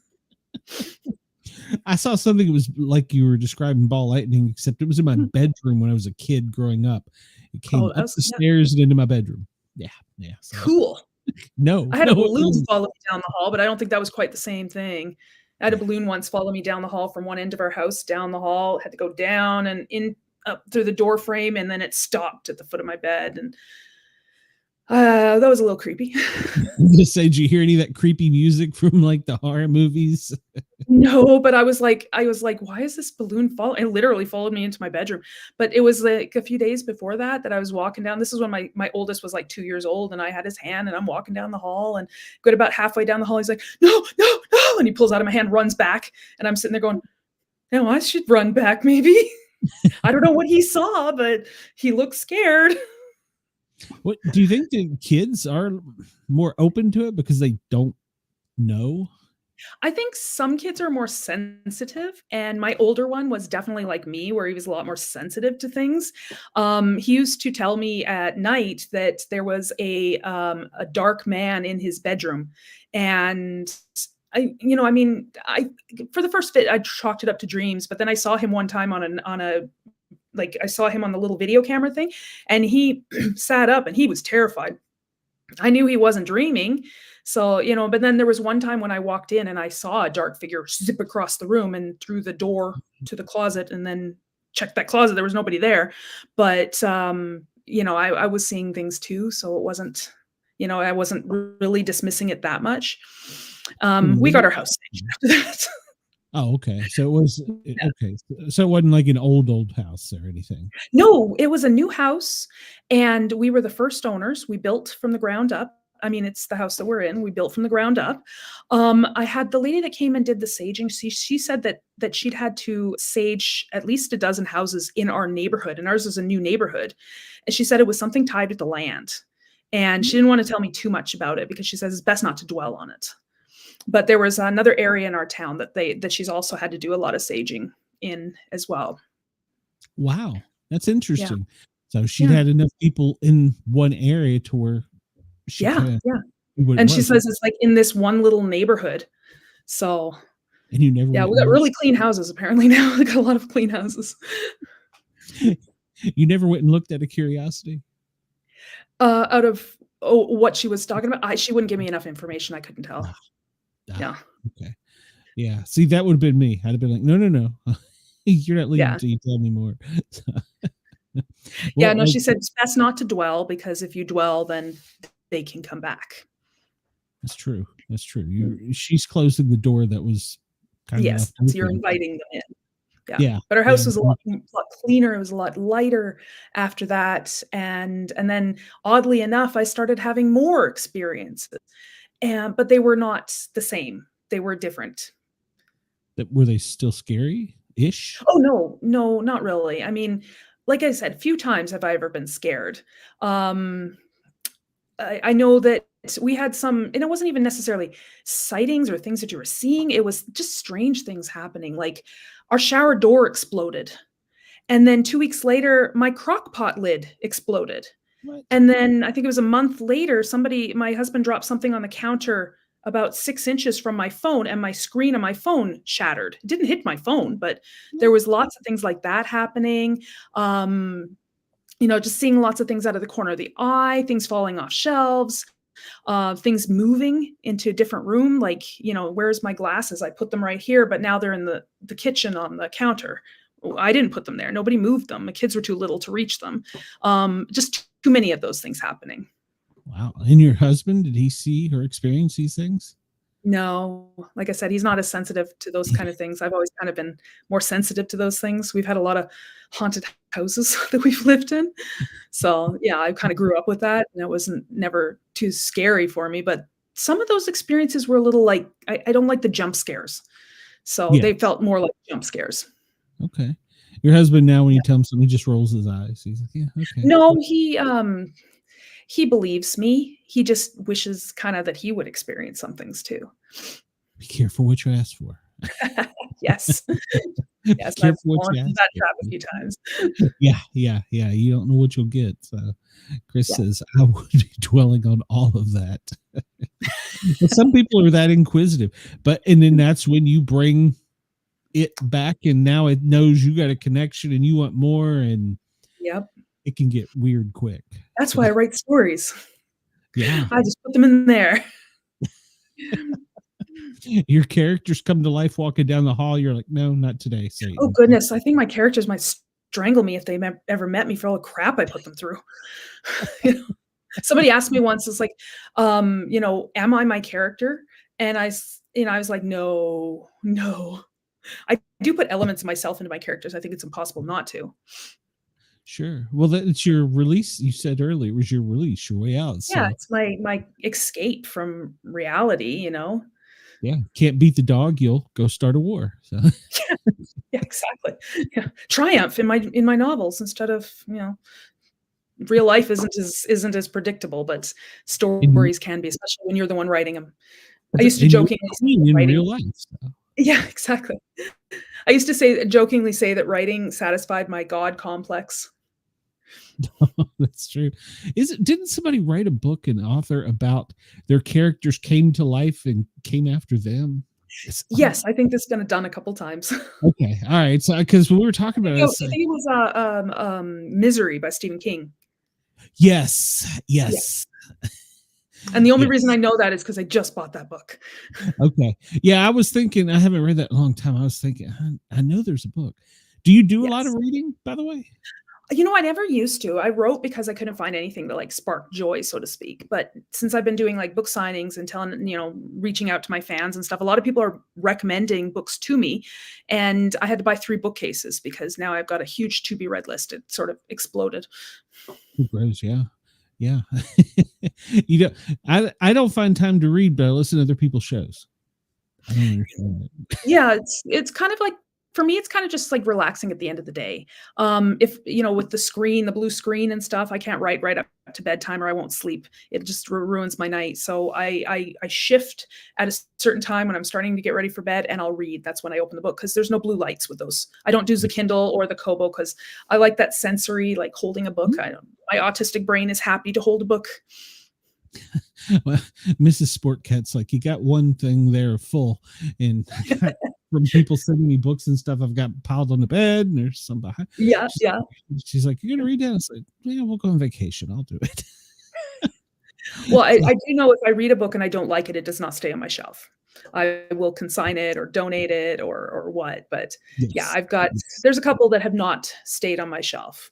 So, very Mm. fair, I mean, I'm willing to try, reading almost anything. I mean, I don't read history just 'cause I fall asleep, and then mystery is not one of my favorite topics, although there's some mysteries that are really good. Um, and although, if it's got enough adventure, I'll read something that's got a little bit of a spicy romance, but I'm not a big spicy romance person. Yeah. Well, I can't force myself to read any of the classics now because of school. It's like I was Yeah. ruined on Dickens. He was my favorite author, but I was ruined on him because I was Oh, forced. yeah, when you have to analyze it all. I was telling somebody that my son we have one of those little, they look like little bird houses. They're like the little take a book, leave a book libraries on a stand. And we were walking along, and my son says, "Oh, hey, mom, there's one of those little libraries where you can take a book." And he says, "Here, I'll take this book. It looks really good. I want to read it." And I'm looking at it, it's like, it's Grapes of Wrath. Like, sure, if you can read that, you can have it, dude. Yeah, He's force 9. yourself to that one. So maybe he can. He made it 2 pages in and said, "This is too hard." Agreed. I told him, "So wait, there's a chapter about a turtle, dude." Oh yeah, that was a long time ago. Yeah, But yeah. yeah, I find myself trying to read more stuff at night to get away, and I'm more like the superhero or Oh, yeah. the novels with the like your type of fantasy, Hmm. something to be. I'm not on this earth. I'm somewhere else. Yeah, yeah. I like that to relax. So yeah.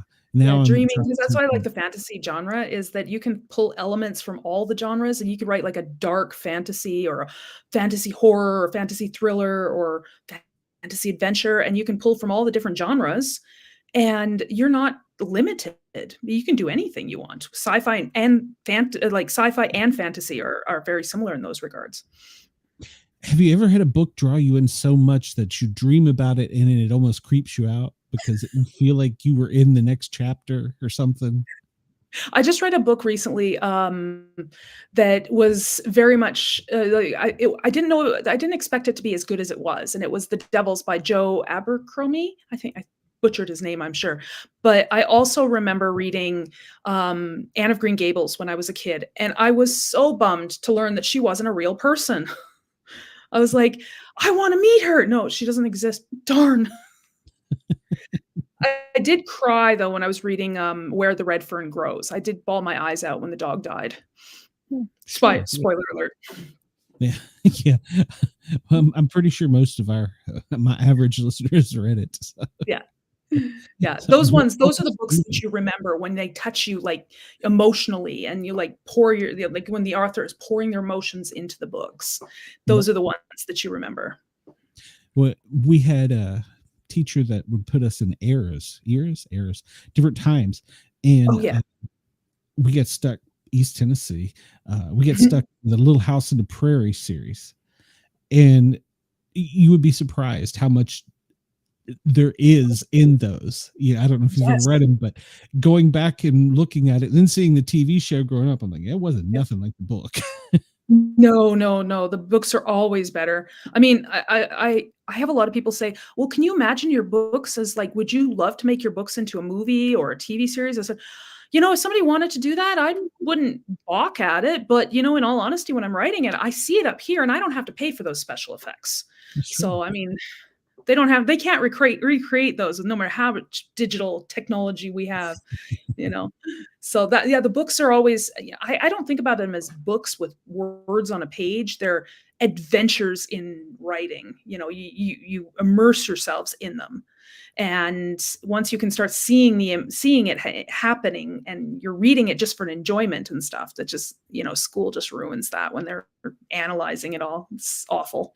Yes. And your characters, do they guide you almost sometimes, like the next page, what they're doing? Sometimes, like, I have plans, but they don't always follow. They sort of, take on an adventure of their own, and I'm just like, "No, get back here. I had this plan for you. You need to come here." And, "Okay, fine. We'll go on that side quest for a little bit, but we gotta come back here." So I feel like I'm negotiating with them sometimes like toddlers. Get over here. I'll rip that page out. Yeah, No, but that's neat that you can do that, because that just shows the personality that's in it, not Mhm. just your personality. You've created that persona, that character. Yeah, well, and I know them in-depthly because, I mean, I've written I have to know them in-depthly. Yeah, I pour my emotions into them, and there's aspects of me in every single character, that I've written, and I know when I was younger, I hated those books that all the characters were just carbon copies of each other. So, I try really hard to make each of my characters unique. They've got their own weaknesses, their own strengths, their own likes and dislikes, their own, motivations, histories, desires, all the different cultures in my books, they also have their own religions and, Well, um, political systems and traditions and cultures and stuff, so do you have to keep like a timeline encyclopedia of these things, or is it all in your head? it's kinda all stuck in my head, although my editor is really good and she's written down the important parts onto a sheet, and I was like, "Ooh, that's actually quite helpful. Why didn't I think of that?" You know? I had an author recently introduce me to LM Notebook by Google. And Okay, I've never heard of you that. put your book in there, and Google, or whatever the machine is behind Google, reads it, and then you're Mhm. stuck somewhere, and you go, "Okay, what did Bob do in 1920?" And it'll be like, "Hold on a minute," and it'll come back and tell you. Yeah. It's you're creating your own AI. So Yeah, yeah. I know what I've done in the past is I was like, "Oh, I have to remember this, how long was he unconscious for in this one event?" And I have to go back to the other book, and I'll grab it, and I'll start looking through it, and I'll be like, "Ah, there it is. I knew I'd find it." I know where all the different details are in my books. So, Chris says, "I didn't make it 2 pages through that book. Your son should be I considered was a very reasonable impressed because person." he was reading it aloud to me, so I know he was for sure reading it, but he was stopping, like, every paragraph, at least once or twice paragraphs, like, "What is this word?" So and then he just gave up, but, I mean, he still reads Dog Man, that's about the extent of it. I'm trying to get him to read something more words than pictures, but Hey, comic books are really great, and they've come a they long way are. since we were kids, so They have their own genre now. I think they call them graphic novels, and I just remember them as Archie comics. That was about they didn't have, they had the Archie comics and they had the superhero comics, Mhm. and I had a whole collection of Archie comics when I was a kid. Funny. A lot of people never liked Archie. I always did. Richie Rich, Yeah, yeah. wasn't There's a character in my series, in my book, he shows up in the 3rd book, his name is Jax, and he's roughly based off of my opinion of Moose from Archie comics, you know?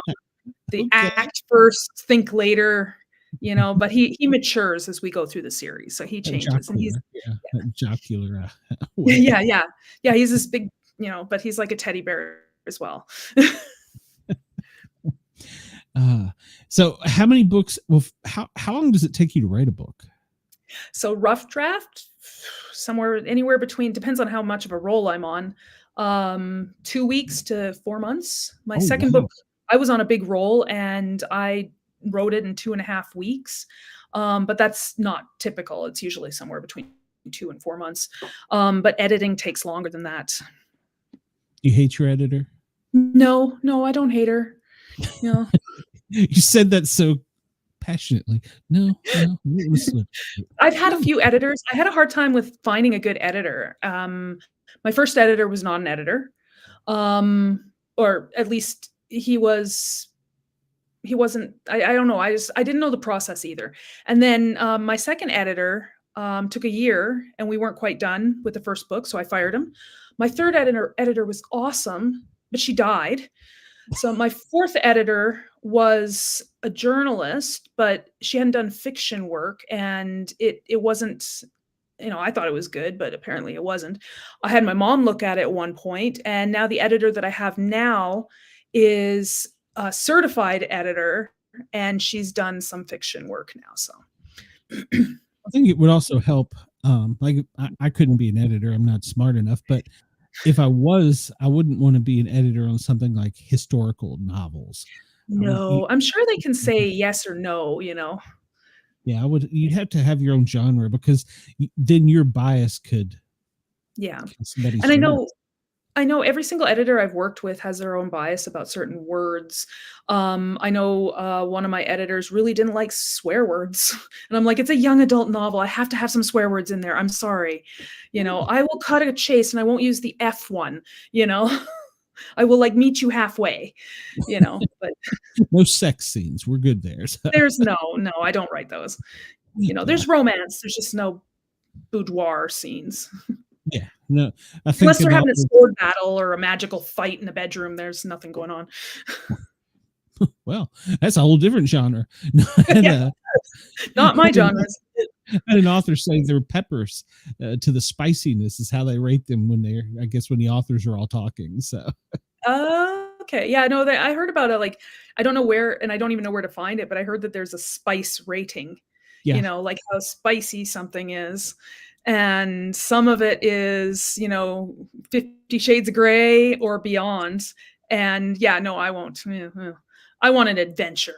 I'm old school. I like, you know, Lord of the Rings, Game of Thrones, supernatural TV series. I like those old school, just adventures kind of thing. You know, I don't want to have to take a break. Nobody has 3 chapters worth of stamina. you couldn't write a Western. So. I get it. If they had magic, magic in there, it could. You know, I mean, they did sci-fi and cowboys. Why not, you know, aliens and cowboys, right? God, Westworld freaked me out when I was a kid. No, I hated it. Yul Brynner. I remember the Bonanza song. Yeah. It's funny. I spent all that time up in Tennessee and Mom is watching that on, I think there's like a Western channel or something, and old people watch. And she's like, "You want to see this?" I'm like, "I watched that when I was like 12, Mom." No, I'll be upstairs watching something else. Yeah. Well, I'm probably dating myself here, but we used to watch the old Lassie. And the only reason I'm remembering that is because she had the phone that was like the little crank phone. And I took my kids to Home Depot and they have all the Halloween decorations. And they were looking at this phone and said, "Mom, this is a weird phone. There's no buttons, but I see numbers." It was a rotary phone. Yeah, Cowboys and Aliens. That's what it was. There's a rotary phone, and they're like, "How would you even?" I said, "Oh, I remember those." And he's like, "How do you even use it?" I was like, "Well, let me show you, but you just don't make a mistake, otherwise you have to start all over again." Yeah, no texting. No, there was no texting. Although there was letters on it. I don't know why. There was letters on some of them. I think back when it first started, it may have just been like, you know, A762 was like tied to an address or something. Oh, or it could be like they were using the letters to spell out a name, and then it was coordinated with those numbers. It could have been that as well. Yeah. It was way before me. So, but I can remember seeing some of my grandparents' books and little notepads, and they would have numbers, people, and they did have a letter. So, okay. I remember. So yeah, I'm dating myself again here. My grandpa got one of the very first cell phones, and this thing was the size of a brick, and he had a suitcase with it. Yep. And I was like, well, that's kind of a waste. Yep. I worked at Radio Shack in high school, and that's the very first. I remember. I loved Radio Shack. Yeah. It was about the size of a laptop. Yes. Well, I started writing on a typewriter. Yep. I had to take typing. And I remember, I went to do a presentation for a grade 5 class, and I was telling them how I started. I started on a typewriter. Writing became my hobby, then my passion. Now it's just cheaper than therapy. And we went through like an hour and bit presentation about all the different aspects of it. And the only question afterwards that everybody had was, "What's a typewriter?" And I was like, "Of course they would stick on that. You know, different generation." I said, "Picture your keyboard attached to a printer. There you go." Yeah. You could bang. I think our first computer was a Tandy 1000. Yep. Sold that one. Sold it to you probably. Yep. So. Yeah, we played Pac-Man and Space Invaders. Oh, and the little worm trying not to run into your tail. That's right. And that was so cool. What? Yeah, that was a good game of Pong. Remember the Pong? Yes. I loved it. It says my grandma had a phone like that, and I hated dialing nines because it took forever to get back around the dial again. I know, right? Yeah, and then Yep. if you make a mistake halfway through because you're like somebody's talking and then you're like, "Oh, crap," and you gotta pick it up and start again. Yep. Yep. Yeah. The old ring. God almighty. Yeah. Yes. Those Yeah, you party couldn't turn lines them would on ring silent. once if it was your number, and it'd ring twice if it's the neighbor's because you shared a line. Yep. Yeah. Well, even Yep. back when I was a kid, with the same when we were in middle school, and you Mhm. would dial your own phone number with the rotary dial and get a Mhm. busy signal. And in between the busy signals, you could talk to other people. Yeah, yeah. You would trade phone numbers. Yeah. Yeah, before they had caller ID, there was a lot of prank calls too. Yes. Yeah. Radios. Well, I had a CB growing up too. That Yeah, was yeah. walkie I, talkies. Talk to your buddy lives 3 houses down. You're like, hey, they won't let me use the phone. So you had a little CB. yeah. I Walkie got my talkie. kids one of those, like, the little walkie-talkie things, Mhm. and they're talking in the bedroom, and I don't know, like, I didn't think that they use I guess there's only so many radio stations now, but they're like, "Mom, some guy's talking to us on our walkie-talkie," and I'm like, "Turn it off." Yeah, yeah. There's only so many channels, I guess, that you Yeah. can be on. But yeah, don't tell them anything. So Yes. that was the early Snapchats. So Yes. Yeah, yeah, or the Polaroids and the picture you'd shake. yeah, I don't know if simpler shaking times. helped it. I think it developed regardless. Well, I think it did.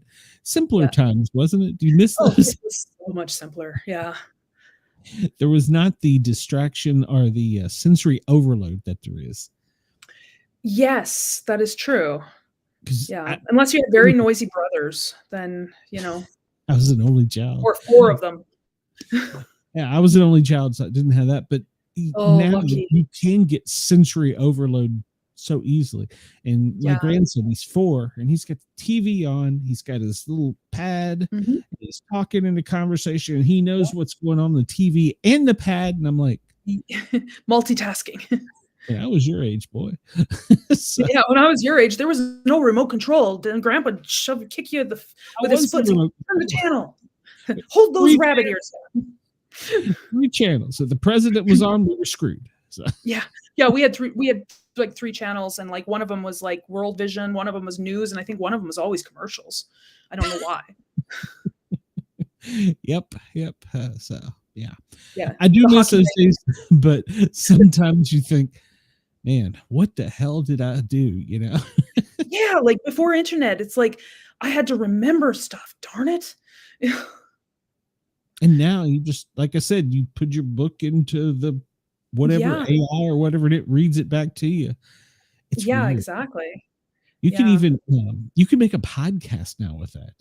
You can type, say, tell me something about Bigfoot in Wyoming, and it'll pull up something, and then you'll say, like, read it to me as a show, and it will. Yes. It's But it's just regurgitating other people's stuff to you. It's not coming up with its original ideas and stuff. So no. But some of it, these new voices almost sound like they do have a personality, which is kind of creepy. Yeah, they've got some intonations and stuff, but then they say words funny. You know, like Sports cat. yeah, they have some different yeah. Or oh, what was it? Our GPS, when we first got one of the GPSs, and it would tell us, you know, we're heading to IKEA, and we get to the highway and it says Ike on the left, and I'm like, Ike. It's like we're driving by the Kia dealership, and it's Kaya, turn right. It's true. My Google still does that. It's Park Place Drive, or like whatever it is, and it'll say Park Place, and then it won't say drive, it'll say DR. Okay, I get it. The funniest thing was when my son, so we have a road in Calgary called Shaganappy. It's hilarious.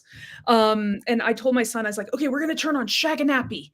I need you to remember this. He was only like 4 years old. I said, what is the name of the street we're going to turn on? He said, Shaganaki. That is hilarious. So every time I see that name and I'm going to turn down Shaganappy, I think Shaganaki. My grandson, he can't say monster truck. It sounds like mother. And he come upstairs and was all excited about this something he got. And I'm like, what the hell did you teach your kid to say?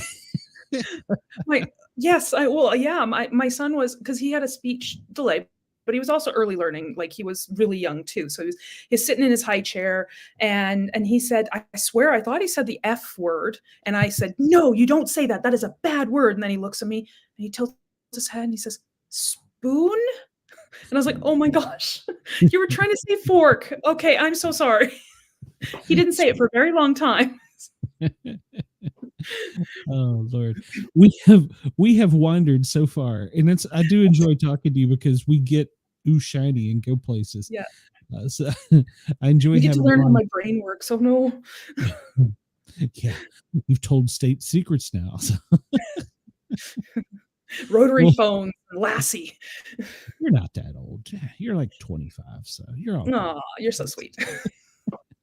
So tell everybody, and especially our Australian fans, where they can get your stuff, because your stuff is amazing. I haven't personally read some. I've read some of what your Mickey, whatever he's called, has sent to My me, publicist. Yeah. publicist, but I haven't like dove in deep. But it's fascinating stuff. So tell us where we can get it. Yeah, I can. The best place to look is on my website. It's www.jmshawauthor.com. You can read all about my books. They're all there. You can read the synopsis. If you go into each one of them, there's links to find them online. They're available as a print on Amazon. There's Amazon.ca, Amazon.com. So you'll have to go in and change your country, because I know they are available in Australia. And they're also available as an ebook on Barnes & Noble Nook, I believe it is, and Kobo as well. The first two are on Kobo. The second two will be eventually. And when my fifth book comes out, it'll show up there before it shows up anywhere else. Or you can follow me on Facebook and Instagram. My links are on the bottom. Mm-hmm. And I will have all that in the show notes. So I think, were you and I Facebook friends or whatever? I don't know. Yes, we are. Okay. Yeah. Sorry. I so many. I apologize. I'm getting old. I can't remember things. So, so when will the next book be out?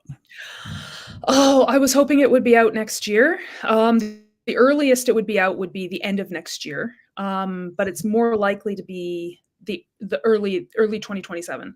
I'm working on 2 books right now. So I'm working on the 5th book in my series. But I'm also working on a dystopian Robin Hood meets Romeo and Juliet with hints of Hunger Games. So, but you'll have to follow and find out more about that. Okay. Well, I know we're going to talk before then, because, well, I like having you on, and still got to get your video. I love being here. Well, it's fun when you have authors that you got so much in common with, and when you enjoy their type of genre, and plus you get spooky stories. So, yes. and you always got a new one. So yeah, you'll new get ideas. I've been writing for over 35 years. There's lots of ideas rattling around in my brain, and some of them are darker than others. I worked in X-ray for many years. I got a very dark sense of humor. You're in a medical field, yeah. Paramedic. Well, you know, paramedic, yeah. We're twisted and sick. Yes, yeah. You spend the night going, really. Yes. How did that get there? Yeah, let me tell you a story. You were moving naked, right? You drove your motorcycle under the moose. Well, good thing you did. Yeah. So. Wendell has said it's been fun seeing you again. So yeah, and that's the other thing. We got a great chat here. So everybody on the radio can come over and find us on the Sportcat shows next time you're here, because it's going to be next time. Hell, you know what? I may just invite you in to come co-host sometime if you're bored. So I mean, and I've done that with authors. Been like, you bored tonight? You want to come over? So we could do that. I've never done that before, so that would be an adventure. Hey, we would have fun. It's like this, except you got somebody else to talk to. Yeah, you get somebody else to laugh with. Yeah, exactly. So, all right. Well, I appreciate you as always. Hit me up on Facebook, and I might make that happen. We might interview somebody. So, actually, I got an idea. So, message me. I got an idea, because I've got a guest that I have to schedule. She doesn't want to do live, and I definitely need a female co-host because I don't know how to ask some of the questions that need to be asked. So Okay. Fair yeah, enough. Gotcha. hit me up on Facebook. So your stuff will also be in the show notes after the show, so they can find you there. So it was good Perfect. seeing you again. And Yeah, well, thank you so much for having me back. absolutely. Mickey has a list of my favorites. You're on the favorites. Aw, you're so sweet. I mean, like, and I love being here too because who doesn't want to talk about themselves, right? It's true. And I love encouraging it and trying to get those stories out of you. So Yeah, well, maybe I'll have a new story idea by the time I see you again. all right. If you get something spooky happens tonight, message me. So Yes, for sure. Well, I got lots of spooky things. all right. Well, we'll talk to you soon. Thanks for coming. Thank you. All right. Bye-bye. Bye. Wendell says, you just made the show interesting. Whoa, what button did I push? Thank you, Wendell. Well, everybody, I appreciate you for checking us out. And I appreciate Dare Talk Radio in Australia for allowing us to tickle your ears. It's been a fun time. You can come over and find us on YouTube under the Sportcat shows and watch this on Rewind. And of course, in the show notes, I have how to get in touch with all the authors and all of that fun stuff too. So, and if you want to get in touch with me or be in the show, the information to get in touch with me is in show notes. So everybody have a great night, great morning, and great afternoon in Australia. I will see you tomorrow, noon till 2 on the East Coast on the Thin Line Rock Station, www.thethinlinerockstation.com. I've got my Halloween rock and roll episode. So tune into that. And then from 2 to 4, I'll be back here doing the Sportcat Daily Gazette. Until then, everybody have a great night, great morning. I will see you soon. Sportcat is, I'm alone tonight, so I'm out of here. See y'all soon.